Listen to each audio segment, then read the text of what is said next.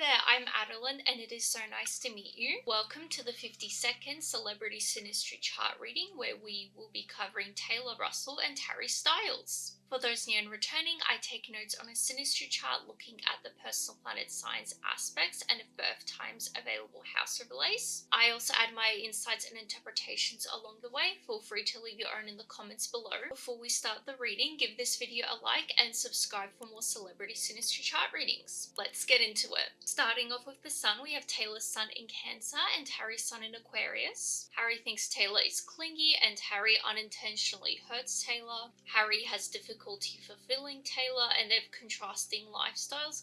I'm not sure what Taylor does, but Harry's lifestyle is very unique, so it would be pretty easy to contrast them. Harry is detached and Taylor is attached. Taylor's sun overlaid in Harry's 9th house. They teach each other, it's a great and enduring friendship, relationship of mental stimulation, and they both share similar views. Both influence the other to be more culturally aware. I'm not sure what Taylor's background is, potentially American like most people are, in the whole Hollywood celebrity scene, but Harry Styles obviously with his British background, not sure in what way they would be making each other more culturally aware, but that is there. Harry's sun overlaid in Taylor's 7th house. It's love-hate, they feel united together. I assume it would be love-hate if there is that sort of contrast in like detachment and attachment. Deeply moved by each other, they get in each other's heads. They sense that they are complementary. In a way, they are, we have seen already. Both subconsciously try to prove they're separate from the relationship. Interesting. I mean, as far as I know, these two haven't become like this sort of massive couple. Where they are synonymous with each other. Feel the other is a big presence in their life and they need to find balance to make the relationship work. Yeah, with what we've seen so far, definitely, I feel like with their contrast and the complementary characteristics of Taylor being the more attached one and Harry being more detached, they would definitely need to find a balance there. Possibility of their personalities being lost in their relationship. Taylor's sun opposite Harry's Mars. Sparks fly, Harry is defensive, they both assert independence and they compete with each other. Interesting. They get annoyed with each other. Potentially, again, the whole love-hate thing. Taylor's sun opposite Harry's Uranus. Separation occurs, it's an exciting relationship. I assume the separation thing would definitely have to be from like Harry's touring and everything. Relationship starts quickly and Taylor finds Harry to be insensitive, likely due to his detachment. Taylor feels burdened and Harry will likely feel trapped by Taylor over time. I feel like that makes sense. We obviously the whole attachment thing, I don't have to repeat myself, but also we did see how Harry sees Taylor as very clingy. So Taylor's sun opposite Harry's Neptune. There's misunderstandings, Taylor has a lack of trust, delusions and deceptions occur and Harry promises more than fulfills. Both need to be clear with each other and Taylor believes Harry is her soulmate. Taylor's sun trine Harry's Pluto. It's transformative and a productive relationship. They are fascinated with each other and both want to get to know each other deeply. Harry inspires Taylor to dramatically transform herself. Harry's sun trine Taylor's Mars. They are supportive of each other and there's healthy competitiveness. So I assume when we saw earlier they compete with each other, it would be more in a healthy way. Neither feels blocked by the other. Taylor doesn't. Encourage the other's goals and visions. Harry admires Taylor's drive and courage, potentially why she feels the ability to transform herself or why she would transform herself in this relationship with Harry's support. Can deal with challenges together. Taylor expresses her desire for Harry frequently.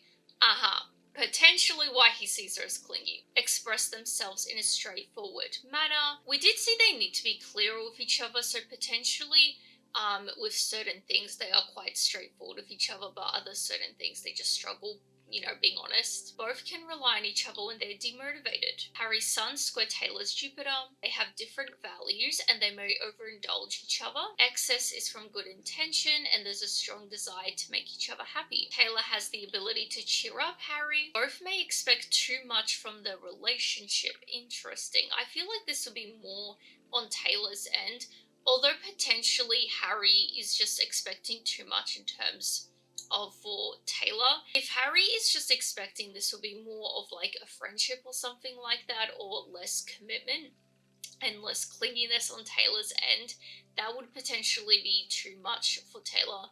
to accept. Both encourage each other to self-indulge and be impractical. Now for the intermission. This video is brought to you by me, my Etsy store, Adeline the Astrologer. If you ever watch this and think, hey, I would like her to read my Synastry chart, well, I will. I do personalized Synastry readings on my Etsy store, both basic and detailed. The basic one is very simple to understand. It's not overwhelming at all. It's pretty good for those that are beginners to astrology, just getting the head around astrology, or just as a fun gift idea. The detailed one is just like what I do on my channel, just a lot of insight and interpretation on your chart. So if you are interested in that and everything else astrology and tarot related, readings and gifts, then definitely check out my Etsy store. Links are below. I'm always releasing new things, so definitely check it out if you're interested. You can even just favorite the store just to show your support for free. Thanks for listening, and let's get back to the reading. So now it's time for Moon. We have Taylor's Moon in Scorpio and Harry's Moon in Libra. Taylor may be subtly dominating. I think with her presence, she would be. Harry's superficiality doesn't impress Taylor. Generally, with what we're seeing so far, I wouldn't be surprised. Like, he definitely does seem to be quite surface level in terms of he doesn't want a lot of depth from Taylor. Harry doesn't understand Taylor's dark needs. I have to skew this a bit. Unless we see anything else in the reading, I just have to assume this would be just her needs in general, or just more needs that she has. Taylor's Moon overlaid in Harry's second house. Taylor values Harry as a source of emotional satisfaction. Harry may feel unsure about Taylor, we have been seeing. They both see each other as valuable. Harry may become possessive of Taylor. Interesting. And it's a practical relationship. I mean, in terms of the whole thing, seeing each other as valuable and practical, the only thing we have seen so far related to that is that they support each other's goals and visions and everything. Harry's Moon overlaid in Taylor's fourth house. It's love-hate and conflicting feelings. This has been repeated, mostly on Harry's end. Both feel deeply bonded to each other. Was it Taylor? We saw that she saw Harry as a soulmate. Competitive like siblings, we see the competitive thing again, but it does seem to be more on the healthier side, which is good. Harry may feel like a parent to Taylor. Interesting we see this, and the fact that Taylor is very clingy onto Harry. It kind of is a sort of type of parent-child dynamic. Yikes. Both feel the need to spend time apart, which I think is a good thing because we did see that separation occur, so perfect. Taylor's Moon is square Harry's Mercury, emotionally challenging. Taylor has a hard time getting Harry to listen. I'm honestly not surprised though. Taylor feels Harry doesn't value her opinions or respect her intellectually. Yikes. Harry feels Taylor is too sensitive to criticism, and Harry feels frustrated with Taylor. This is just a very weird dynamic, because from what I'm getting overall so far, it seems to just be Taylor, going a bit too hard for Harry, and he's not really interested. Like, that's the vibe I'm getting so far. He's just not that into you. But I'm not sure why Harry would be with Taylor. They both need to learn to listen. Taylor's Moon sextile Harry's Mars. They are open with each other, and Harry feels more assertive. I have to assume, because we did see Taylor, I believe, is more subtly dominating, because it seems like of her presence. But Harry would definitely have the higher power in this relationship, just regarding his status and everything. Taylor makes Harry feel at ease, and there's a mutual fascination. Interesting, the fascination thing is getting repeated, mutual. Harry helps Taylor to be more confident and bold. We did see something similar before. Taylor feeds into Harry's ego, and they both learn about themselves here. Can be tumultuous at times, so I guess like this whole sort of like motive, so to speak, for them being in the relationship, it seems like that Harry is sort of getting his ego stroked here. And then Taylor just gets a lot out of it in terms of she seems to feel very empowered when she's in this relationship. Taylor's Moon square Harry's Saturn. Taylor feels emotionally insecure. I'm not surprised. Like, if she is someone that is kind of, we did see, not relying on Harry for emotional support, but definitely interested in that, doesn't seem like he's interested in providing that, so it makes sense. Possibility of an awkward relationship, yeah, definitely. Taylor feels judged by Harry, and Harry sees Taylor as needy and oversensitive, we see again. Taylor's Moon conjunct Harry's Pluto. They work through past relationships together. I wouldn't really be sure which ones, honestly. Like, I mean, Harry, there's, like, I guess a few we could pick from, but none of them were particularly serious, so, which, you know, is, he can still work through them if it still affected him, but I'm not sure on Taylor's end. Immense spiritual growth, and easy for them to talk about darker and deeper subjects. Taylor can become needy of Harry, we see again. Harry may see Taylor as too sensitive, and they have a strong mental connection. Subconsciously need each other. I kind of see this because Taylor definitely seems to getting a sort of boost of confidence. They both seem to be getting like a boost of confidence, but I feel like on Harry's end, he's just, ego has just been stroked. They can make great wealth together, and intense passion keeps them together for a long time. Harry's moon square Taylor's Mercury, so this is a repeated aspect, just inverted. So Harry has a hard time getting Taylor to listen, which isn't great, especially if he's communicating. He's not that into her. Harry feels Taylor doesn't value his opinions or respect him intellectually. Taylor feels Harry is too sensitive to criticism, and Taylor feels frustrated with Harry, which we have been seeing. Harry's moon trine Taylor's Mars, instinctively drawn to each other. Again, we see that sort of subconscious need. There's a mutual attraction, and it's a lively relationship. Harry nurtures and feeds Taylor's ego. Interesting. So there definitely seems to be like confidence and ego being stroked here. Expressing feelings is spontaneous here, and Taylor teaches Harry how to be brave and confident. Both learn about their instincts and needs here. That is also something that's been repeated, interestingly enough, the whole thing with them learning about each other or learning about themselves in this relationship. Arguing is not uncommon. So now it's time for Mercury. We have Taylor's Mercury in Cancer and Harry's Mercury in Aquarius. Conflict between Harry's detachment and Taylor's attachment we're seeing again. Taylor can become impatient with Harry's excessive analysis. I assume this would be where he sort of sees her as being oversensitive or sensitive in general to criticism. Maybe he generally criticizes her. Neither are self-centered. Taylor's Mercury overlaid in Harry's 9th house. Travel, culture, and philosophy are common topics of conversation. Harry is impressed with Taylor's knowledge, and Taylor gives Harry a greater perspective on life. Harry's Mercury overlaid in Taylor's 8th house. Harry can hurt Taylor with words, yeah. Taylor takes conversation seriously. I assume this would just be related to her attachment to Harry. Harry is prone to dominating conversation, and they have clear and precise conversation. We have been seeing more notes on Harry and Taylor having a bit more sort of straightforward, blunt conversation. Conversation tends to get deep quickly. The Mercuries are trying together, so there's easy communication and they solve problems together. They hold similar views and enjoy learning from each other. We're seeing again the whole learning thing. This relationship in general seems to be a lot about growth and learning. Complementary ideas and thoughts, and there's a mutual understanding. Misunderstandings are unlikely. Taylor's Mercury trine Harry's Saturn. They work well together and they think in similar strategic ways. Taylor appreciates Harry's mature thinking. I feel like I'm not sure how old she is or how old he is. I don't know exactly either. But potentially, like, disregarding the age, just his status alone, you know, he definitely would be a lot more older, in a sense, and more experienced in the music industry. Harry helps Taylor bring structure to her life, and they have serious conversations. They definitely seem to have a good mental rapport. Taylor feels she can learn a lot from Harry, and there's effective communication, solve problems together carefully. They are a team in business. I'm not sure if they have a business together or anything, but that is their long-term karmic relationship, and it's a relationship of spiritual evolution. Harry's Mercury trine Taylor's Jupiter. Taylor is enthusiastic about Harry's thoughts and ideas. They have a strong friendship. I definitely feel like this would be a friendship more than anything else. Besides the one note we saw where Taylor sees Harry as a soulmate, everything else just indicates these are just very good friends. They have positive and inspiring conversations. Business together is advantageous. Okay. Taylor introduces Harry to new ways of thinking. It's an optimistic meeting, and Taylor can be too lenient with Harry. Enjoy traveling together, we kind of see again. Harry helps Taylor with self-expression and come from different cultures. That we see repeated. So as far as I know, Harry is British, from England, but Taylor, I'm not sure.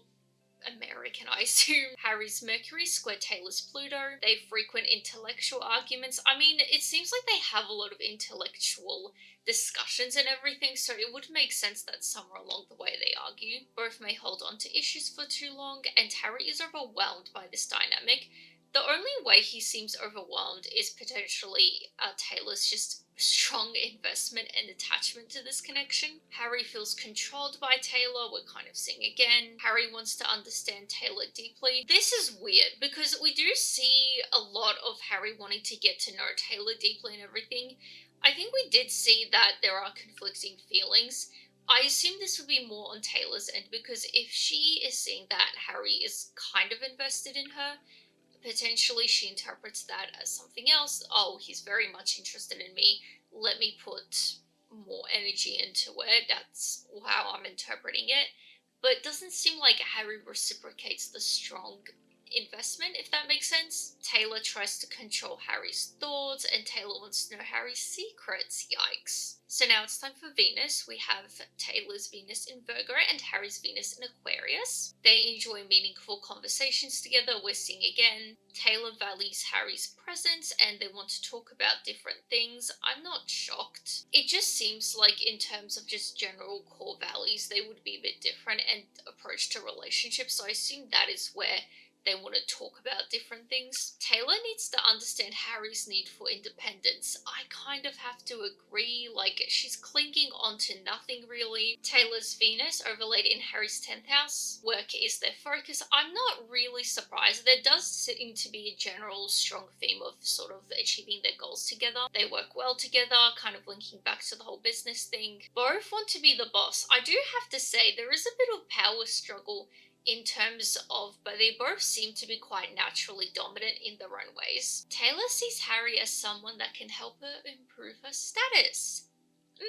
Yikes. Harry sees Taylor as having talent in areas he lacks. I'm not sure what Taylor does. I really should have done more research into her because I don't know anything about her. Areas of expertise complement each other. Just due to this, I assume she's not in the same sort of like pop music industry as Harry. Potentially doing different genre of music or just a different artistic thing in general. They respect each other's strengths and skills, and it's a productive and profitable relationship. I definitely see the productive thing. We've been seeing that throughout the reading. Harry's Venus overlaid in Taylor's 7th house. Harry sees Taylor as the perfect partner. I assume this has to be in the business sense because, complementary, we're seeing again. Taylor feels comfortable around Harry and Harry satisfies Taylor's needs. I'm not sure where, potentially just really like when it comes to her goals and everything. They both want to please each other and longevity relies on Taylor's attraction to Harry. Interesting. I would have thought this would be the other way around because any deteriorating factors we have seen is on Harry's end. Harry's Venus trine Taylor's Mars. Taylor enjoys spending time with Harry and the feeling of love never fades away. Harry makes Taylor feel confident. I assume the feeling of love never fading away would simply just have to relate to they do seem to generally like each other. I wouldn't say it's flat out love, so I would assume this would just be their general likeness for each other. Harry makes Taylor feel confident and desirable, and it's a fulfilling relationship. So now it's time for Mars. We have Taylor's Mars in Gemini and Harry's Mars in Aquarius. These are both air signs. Taylor tends to nitpick Harry. They share intellectual conversations, and Harry has a superiority complex of Taylor. This is also a theme in the relationship we have seen. He seems to have an ego, and I think his status impacts him in this relationship. They give each other space. Nice. Taylor's Mars overlaid in Harry's 8th house. It's love-hate, we're seeing again, and Harry feels possessive of Taylor. I'm pretty sure we saw this in the last reading with Taylor Swift. He seems to have a thing. He's not necessarily committed to Taylor's, but he's possessive of them for some reason. It's a transformative relationship. They will never get over each other, which I find interesting because we saw the whole thing with the feeling of love never fades away. So it seems like it's not necessarily, obviously it's not like a love connection here, but it seems like they genuinely have a fondness for each other that doesn't really end. Taylor feels drawn to Harry, and Harry feels like a damsel in distress around Taylor. Interesting. Harry feels mesmerized by Taylor and possibility of a taboo in the relationship. I'm not sure what this would be at all. Harry's Mars overlaid in Taylor's 7th house. Harry speeds up the relationship. Honestly, with the couple things we have been seeing with Harry throughout this reading, like here and there, I'm not surprised that Taylor feels conflicted, because if I were her, I would also be a bit confused. Like, he doesn't seem to be not into her, if that makes sense. Harry is calmer around Taylor, and Harry wants to please Taylor, both enjoy spending time together. Harry's Mars square Taylor's Jupiter, they meet in a fun way, and Taylor sees Harry as selfish. Yeah, I'm not surprised. As I just said, the mixed signals Harry is giving, because on one hand, he seems to really value her and everything, and seems to like her and enjoy spending time with her and all of that. But at the same time, there's this detachment, like he can't seem to fully commit to her. Harry sees Taylor's logic as a hindrance. I assume this would have to be relating to sort of like Taylor's logic potentially being a bit more, I say possessive, but we have seen Harry being possessive of Taylor. Harry's just very confusing here. But because we have seen Harry's need for independence and everything, and he feels like that is limiting him, the attachment he would have to Taylor. I assume that Taylor's logic is just her attachment, encourage each other to be reckless. We did see this on Taylor's end. Taylor may be a bad influence on Harry. Oh, I wonder where this would be, because this has just been on Taylor's end, her sort of like provoking trouble, being a bit more reckless. Interesting. That was the final aspect, bringing us to the end of the reading. If you are still watching, please share your thoughts below. I would be very curious to hear what you guys have to say about this one. Kind of, not a sad one, but definitely there's a lot of conflicting feelings in this one. So I'd love to hear how you guys interpreted this, if you guys interpreted this differently. If you have made it this far, please consider subscribing. I post these videos weekly. And besides that, give this video a like, and I will see you guys next time. Bye!